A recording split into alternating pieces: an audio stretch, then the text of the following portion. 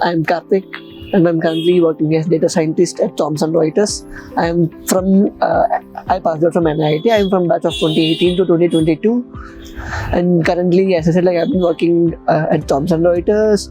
And the reason why I joined NU particularly is because, first of all, I'm from down south. So I just wanted to explore something on the northern side of the India. So I just came across this NU posting somewhere in my 12th college, and from there I applied to NU. I had given interviews before joining in the NU as well, so I got to know the curriculum and all, and also it eventually kind of helped me to improve my personality development.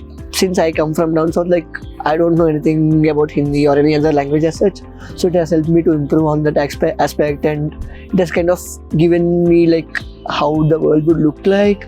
And also coming to the curriculum, they have very good curriculum, I would say, when I compare to the other universities that my friends they came from, and they started data science or even cyber security from the third year itself from our college. So it has helped me a lot. I'm particularly from a data science specialization, so I picked up core ML skills and all from my BTech, from my third year itself, and it has eventually helped me land in my first internship that got converted into full time, and now I believe I'm doing good.